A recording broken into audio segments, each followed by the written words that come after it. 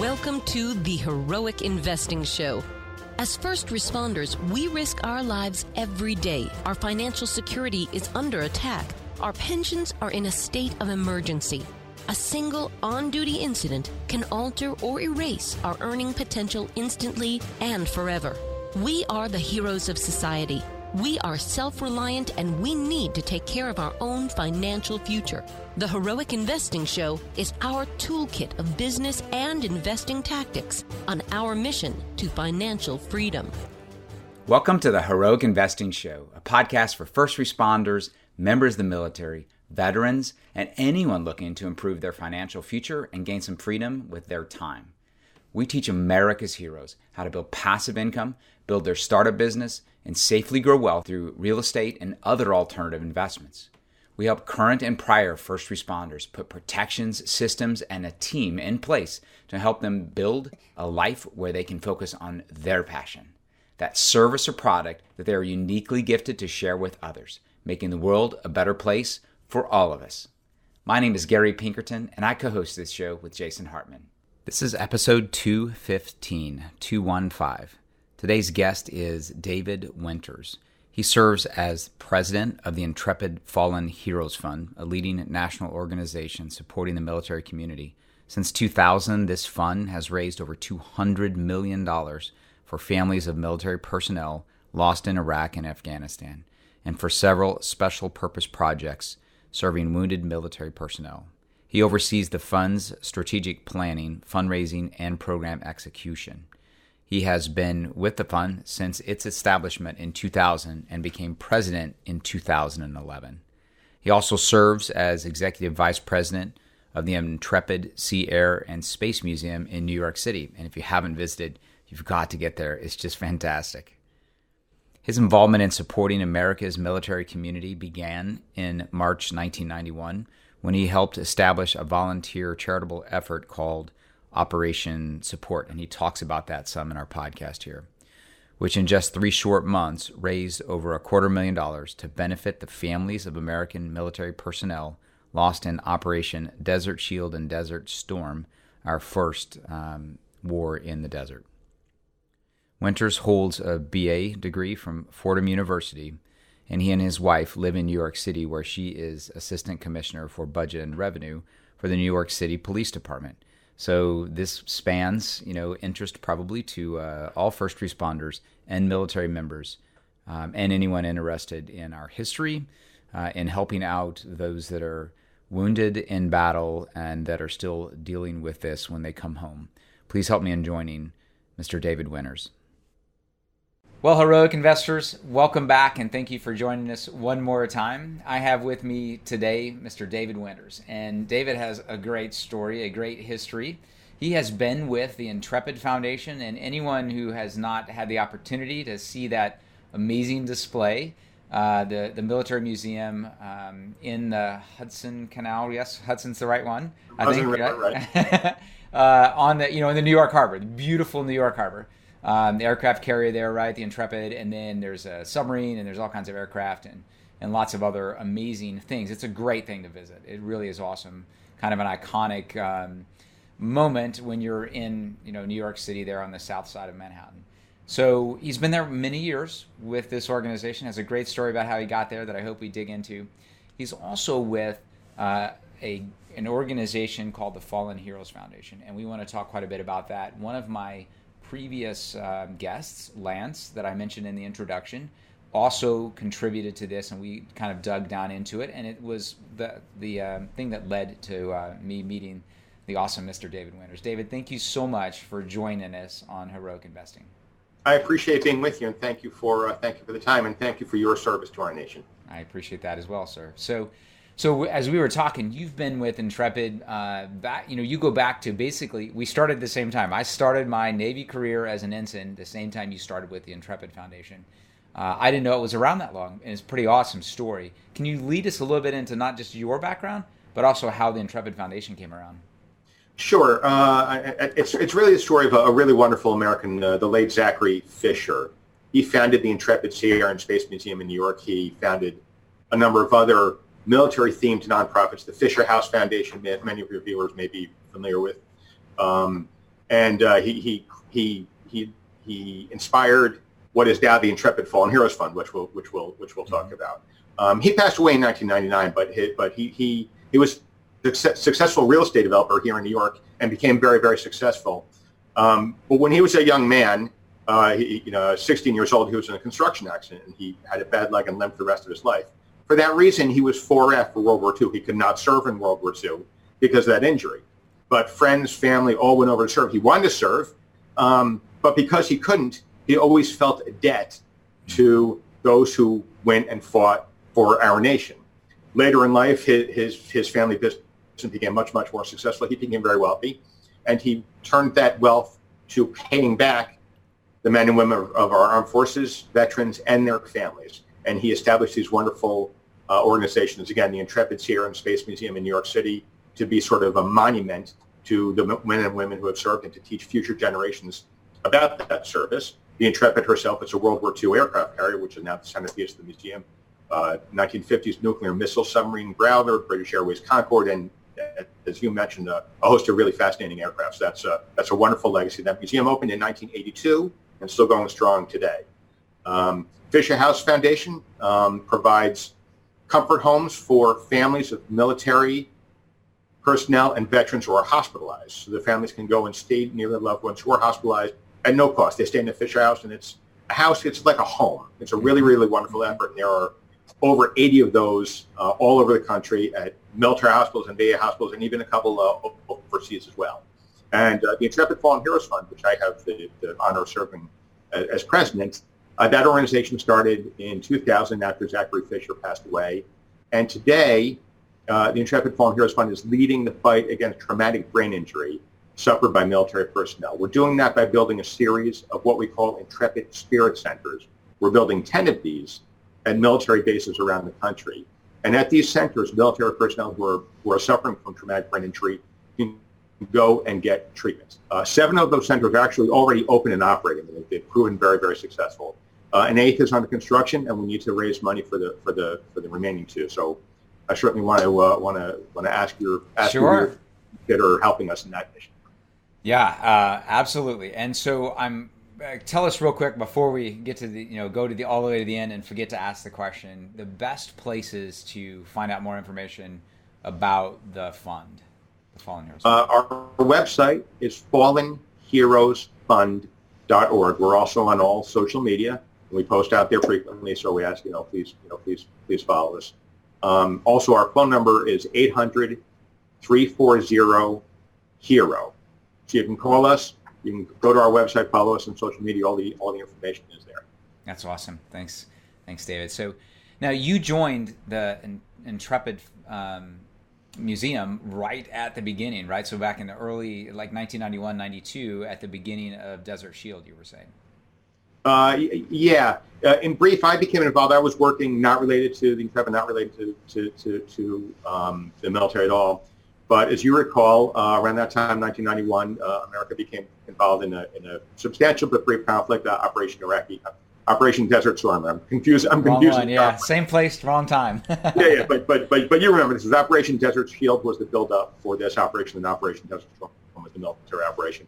And just for your viewers, I'm sure many of them recall, but this was when Iraq invaded the neighboring country of Kuwait and took it over, and then the United States and a coalition of a huge coalition of nations essentially fought back, liberated Kuwait, and pushed Iraqi forces back to their border. It was a huge, overwhelming military victory, but it was such a proud moment for America. Norm Schwarzkopf, right? General exactly, Norman Schwarzkopf, and Norman, right? And he spoke at our graduation at the Naval Academy, the first Army officer to speak at the Naval Academy at a commencement, and wow. we were so excited.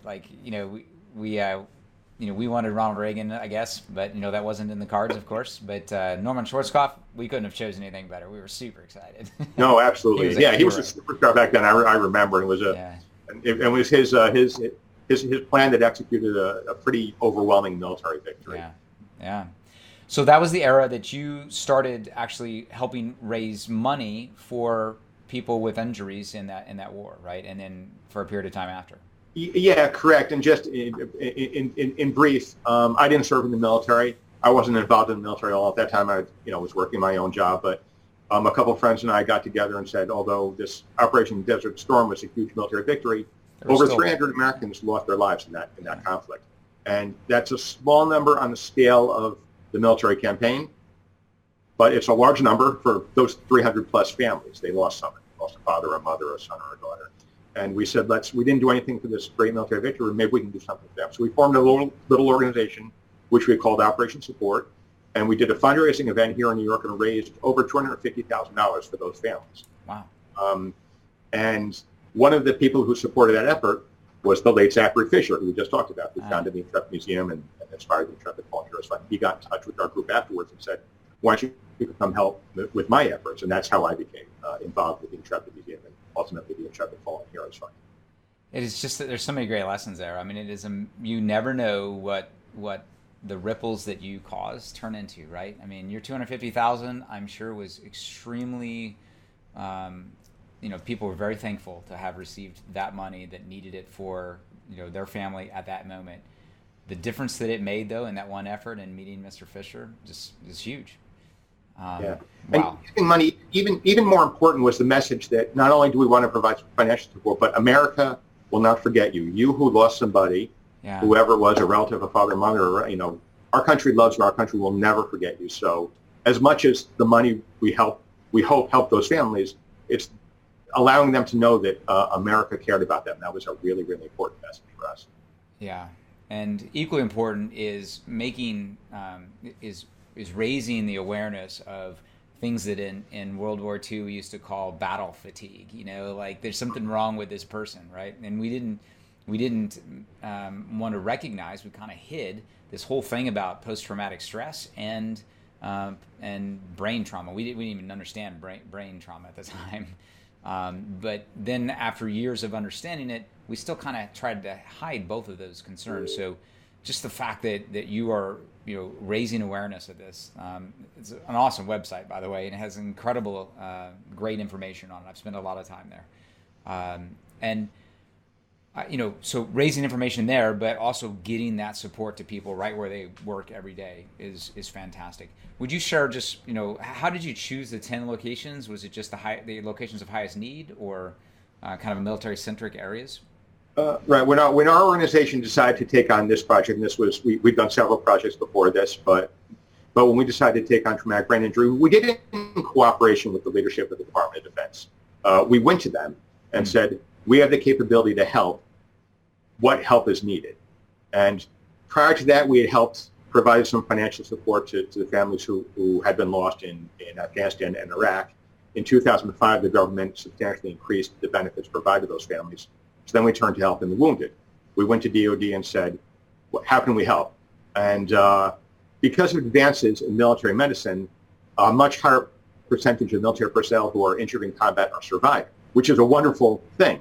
But they're also surviving with these horrendous injuries.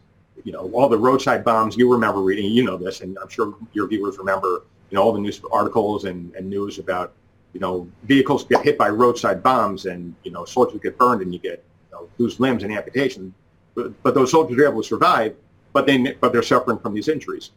So we built a purpose-built advanced physical rehabilitation facility down at Brooke Army Medical Center in San Antonio. That's called the Center of Intrepid.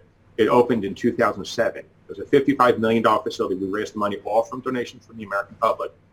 And that facility is to this day providing great care for service members with severe burns, with amputation injuries, some multiple amputation injuries, limb salvage where we can actually, the wonderful doctors and clinicians and technicians there can save limbs that might otherwise have to be amputated. So that's a wonderful facility. That opened again in 2007. Once that was done, we went back to DOD and said, hey, that was we did this together. And once we built it, we turned it over to the Department of Defense for operation. So it's a partnership. We're not operating it. I'm not a doctor, but we know how to raise the funds. We know how to build that facility. So we did that. Then, around 2007, 2008, that's around the time where, just as you're saying, traumatic brain injury and post-traumatic stress were really becoming very, very well known. We're having soldiers who are suffering these injuries. And the difficult thing with these brain injuries, especially post-traumatic stress and traumatic brain injury, is a service member often might not even know he has this injury. You might get a concussion injury. You might get a shock wave from an explosion that you're near. You don't have any physical wounds. You're not bleeding. You don't have any broken bones, but you've been injured. And it's a brain injury, and the brain is a complex organ, and it's extremely difficult to diagnose these injuries. So, but you might start having all sorts of terrible effects. Suddenly you can't concentrate. You're losing your memory. Your behavior might change. You might get, short-tempered. You may have encountered this in your own time. And the tragedy of it is that if these injuries, if traumatic brain injury isn't treated, these effects they don't just stop. It doesn't cure itself. It needs to be treated.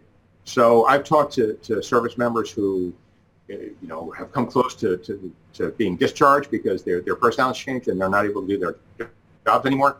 Families can fall apart because suddenly you're yelling at your wife over some trivial thing. If I can, I'll give you a specific example. A good friend of mine named Steve Keller he's retired now, but was a major in the United States Marine Corps. So he's not, that's a senior position of leadership.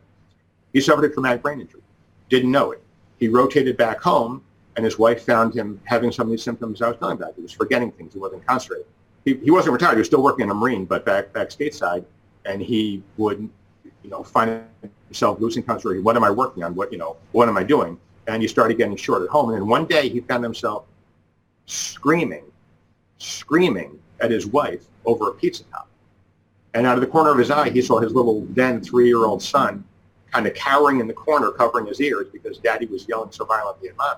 And that wasn't his way. So that made Steve realize, hey, something's wrong, and he was able to start seeking out some help. So the point is that these injuries they're terrible, and in fact, DoD has diagnosed over 400,000 service members with some degree of traumatic brain injury since 2000. So there's a huge need, and it has to be provided. So we went to DoD and said, how can we help?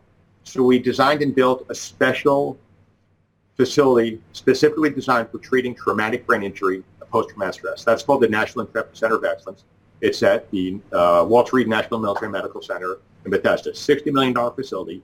Again, just like the earlier one, we raised all that money from donations from the American public and built that center. That opened in 2010. And after that, we got to our current project. We're now building 10 essentially satellites to that central facility at military bases around the country. You asked about how we chose locations. Again, we went back to Department of Defense leadership and said, where do we need these facilities? Nice. You guys are the experts. We don't, we could choose the biggest bases, but they determined large bases with large populations with heavy deployment. That's mostly where these men and women are deploying out. They come back, and that's where they're living and working now.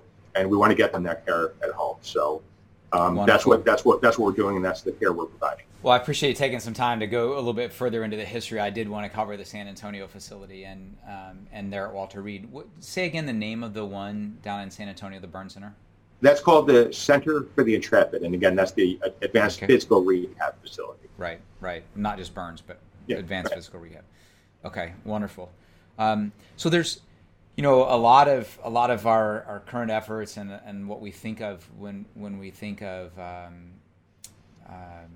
catastrophically wounded warriors comes from the 9/11 contribution, right? And because we've been at war for so long since then, and the face of being able, as you said, of being able to keep people alive, thankfully, with larger injuries is there's just a lot of that wrapped around the war we've been in since 2011, and again, back in the desert again there.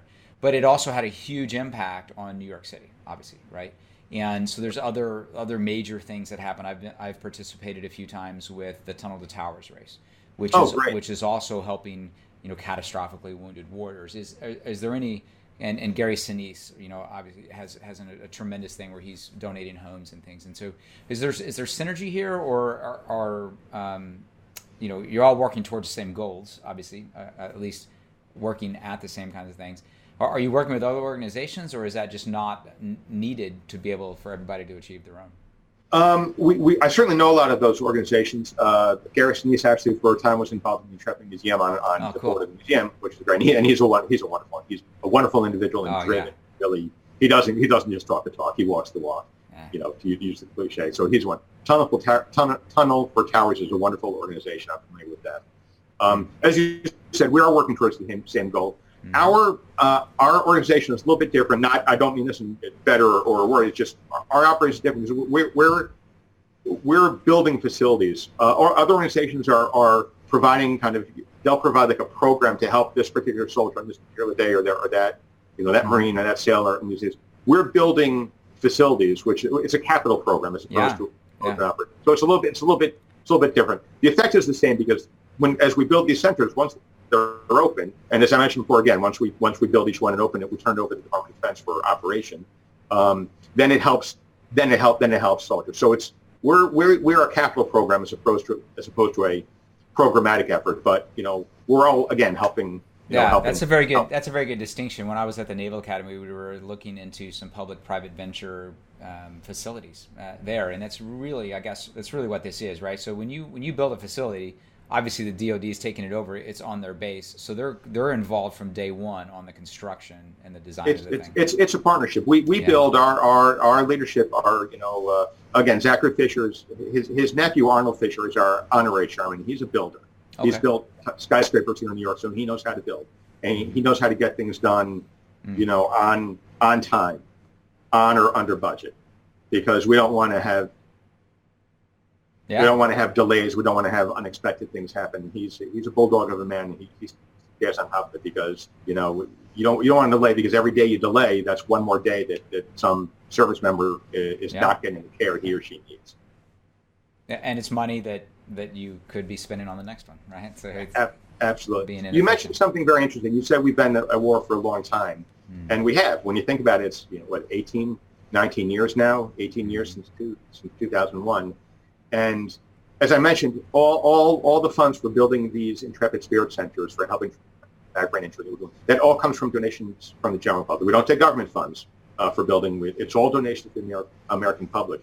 And when you think about it, after 18 years, the American public is still reaching into their pocket to give to organizations like ours. And I think that says something really, really special about our nation. People still care, again, even after 18 years of wars in Syria and Iraq and Afghanistan, whatever else, they still care enough about those who served our nation to reach into their own pocket and give beyond their taxes, beyond whatever else they do, to give to organizations like ours. So I think that's a wonderful blessing. And it says something really, really nice about America. I agree with you, and I really appreciate you having said that. It's one of the most inspiring things I've ever seen. I worked for people. I was not in the military, obviously, when we were in the early 70s and service members were being treated so poorly. Right. There was a point behind that. It wasn't just ugly people coming out at the wrong time. I mean, they were trying to do what they thought was best for our country, to get us out of something that, in their belief, we weren't supposed to be in. In one way, those people are patriots. I know there's a lot of people who hold a lot of animosity towards them, and I can't judge because I wasn't there. But I did work for people who were in the military then, and it was a place where, members of the military were heavily into drugs, and they were not loved when they came home, and it was not a place to exist. I spent, all 18 years, 16 of those 18 years of this amazing support from our public. In the military, not getting shot at most of the time, and it was just incredible. It meant all the difference. All of you out there that are listening and are still supporting like that, it meant all the difference because it allowed us to continue to attract the best, most talented young men and women who can do something that they would be proud of. And so it's I'm getting all choked up here, but it was amazing. I hope it never stops. I'm not a huge nationalist. I think our flag's not any better than anybody else's flag, so to speak. There's people who love their moms and dads and want the best for their families in other countries. It's not just about the American flag to me, but it's about, doing what's right. And I feel like, our country in most cases does that. It is good against evil in most cases. So I didn't mean to go down that path. I really appreciate you bringing that up, though. David, so awesome museum, incredible fund. We know how to find the fund. So let's say somebody's visiting New York. What would you recommend in a day at Intrepid or a day just in the area there? Well, of course, if you're visiting New York, you must come to see the Intrepid Sea Air and Space Museum. That's a must. Again, the museum is based on a World War II era aircraft carrier. By the way, Intrepid also served in Vietnam, and we have a number of former crew members who I interact with all the time, who, again, just like the men you work with and work for, you were talking about just before. So I know a lot of Vietnam veterans, and I understand a lot about what you were talking about as well, about how they were treated at that time. Yeah. But if you're visiting New York, come over to the Intrepid Museum. We're on the west side of Manhattan, West 46th Street and 12th Avenue, right on the Hudson River. Open every day except Thanksgiving and Christmas. So I definitely would encourage somebody to come over, spend a couple hours here, and then certainly go down to Ground Zero in New York and spend some time reflecting, because that would be very much experience, I think, for anybody. Yeah, there's a time, it's Fleet Week, I think, right? That is a pretty impressive time there. In New York. That's right around Memorial Day. It's essentially Memorial Day weekend every year. That's a wonderful time. Fleet Week is when vessels from the Navy and the Coast Guard and Marines come up, and usually several foreign nations or allied nations, I should say, come into New York Harbor, and those vessels are open to the public as well. In the Intrepid Museum, we have all sorts of fun, exciting, extra programming, much of it on our pier, which is free and open to the public during that time. So Memorial Day weekend, if you're in New York, especially that weekend, come over and visit. We also have a very, very special and moving Memorial Day ceremony every year on that date to honor those who have given their lives for our nation. So that's something very, very important that we do here. David, can I ask you to do that again? Because that stupid phone ringing thing has happened in the background. I don't think I can edit it out. Okay. So let me just. So David, there's also a. So David, there's also an impressive time called Fleet Week in New York. Talk a little bit about that. Yeah, Fleet Week is a lot of fun. Fleet Week it's on Memorial Day weekend every year, and the U.S. Navy and U.S. Coast Guard send a number of ships up to New York Harbor, and the ships come in and are here, and the sailors and Coast Guardsmen and women and Marines come out and get to visit New York. Likewise, New Yorkers and visitors to New York get to come and go visit these Navy and Coast Guard ships, and usually several ships from allied nations as well. Canada's here almost every year, and other nations as well. And it's a fun time. We have a whole lot of activities, very, very special activities here at the Intrepid Museum during that time. Especially on our pier, the pier of the museum is actually, the pier of the museum is located at, it's actually open free to the public. So the public can come out of the pier, but also obviously we encourage people to come into the museum as well. But Fleet Week is an absolutely amazing and fun time. So yeah, it's amazing. It's almost like this museum comes to life with all these men and women in uniform walking around it. So it's just really inspiring. If you ever get a chance, I mean, Fleet Week in any major metropolitan area is pretty cool.